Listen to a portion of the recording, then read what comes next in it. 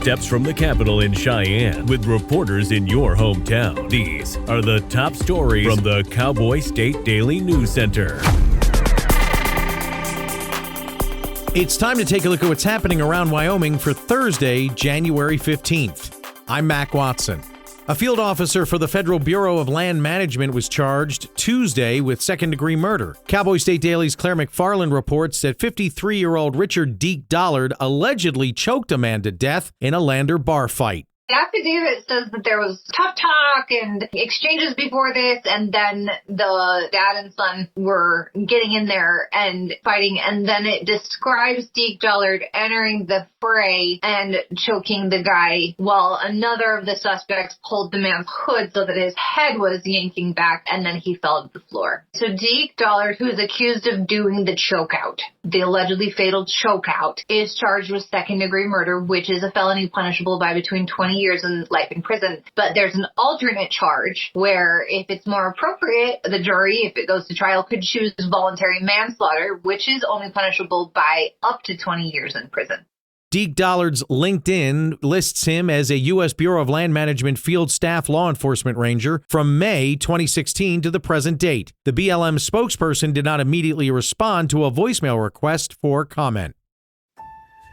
After arguing with a homeless man named Earl over a $30 debt at a long-term stay motel, a 69-year-old man reportedly told Earl to, quote, "die, bitch," unquote, then shot him in the chest on Friday. Cowboy State Daily's Greg Johnson reports that a court affidavit available Wednesday says the encounter was caught on video. They said the surveillance video showed him kind of standing over him for a bit, and then he went back into his room, and then he stayed there for another 4 hours while about every cop in Cheyenne. It was a huge scene. There was 34 cars were there, responded, the SWAT team with their big tank. They finally got him out, got him surrendered. These guys knew each other. $30 led to the guy being shot. According to Cheyenne PD, Harold Wayne Sarvis is facing an attempted second-degree murder charge.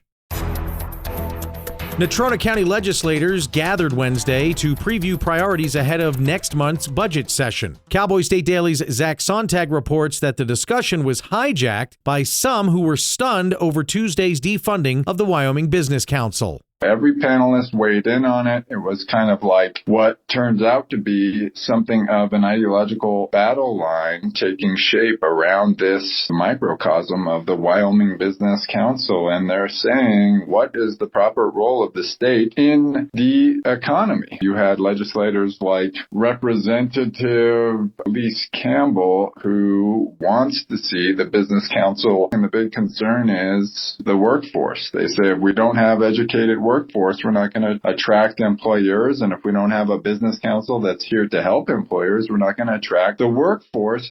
The Joint Appropriations Committee voted on Tuesday to dismantle the Wyoming Business Council, which is a publicly funded agency designed to boost business through state-backed loans and grants.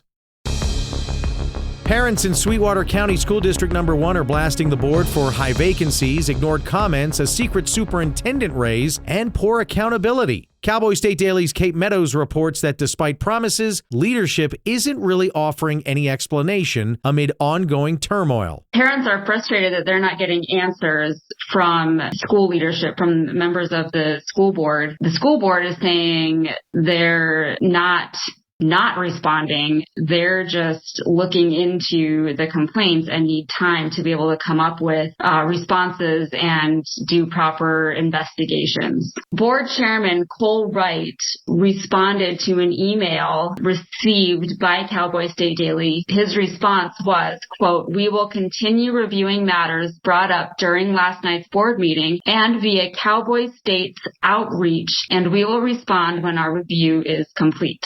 The Wyoming Department of Education acknowledged this week that it had received formal complaints about the Sweetwater School District. I'll be back with more news from Cowboy State Daily right after this. 988 is for Mike, who's struggling to move on. For Lydia, who's overwhelmed by the pressure of doing it all. For Eric, who feels sad and lonely this time of year. For Helen, who's so anxious she can't sleep. 988 is for them. For you, for Wyoming. To get free support for a mental health or substance use crisis, call or text 988. Available anytime, day or night.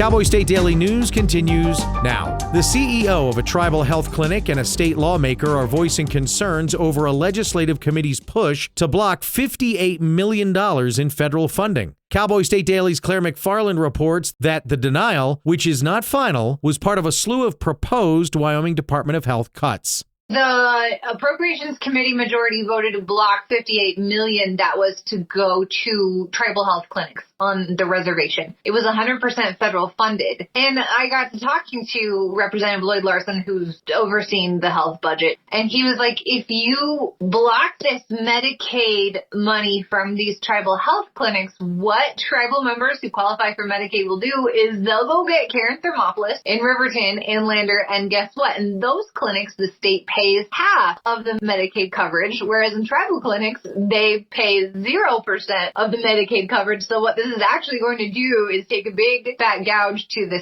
state's bottom line.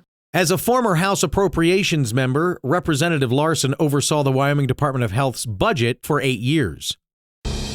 The former Campbell County High School football coach fired in November for a profanity-laced outburst aimed at a player has been cleared by the state board that licenses teachers and coaches. Cowboy State Daily's Greg Johnson reports that Ora Garst says he's grateful and wants to coach again. They dismissed the complaint. However, they did admonish him, saying, you need to address this.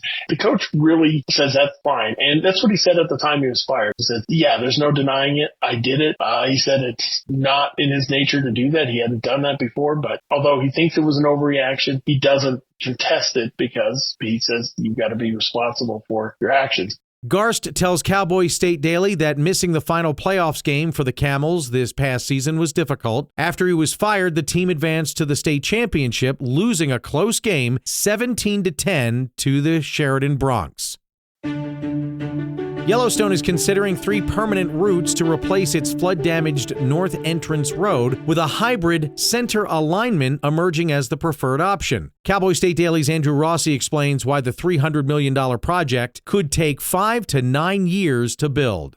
The construction timeline will depend on the solution chosen. It could go anywhere from 5 years to as long as 9 years because it's an ambitious project. You're talking about brand new infrastructure. Most of the plans require new road embankments, new bridges, wildlife underpasses. They require so much money and so much effort to do this. It's not a long distance between Mammoth Hot Springs and Gardner, Montana, but you're talking about a canyon, you're talking about river systems, rock slides. All of these things need to be factored in. So everything's been designed. All they're doing now is getting public input on which design they'll go with, which they have one that they're heavily favoring. And once that design is selected, construction can begin as soon as 2027.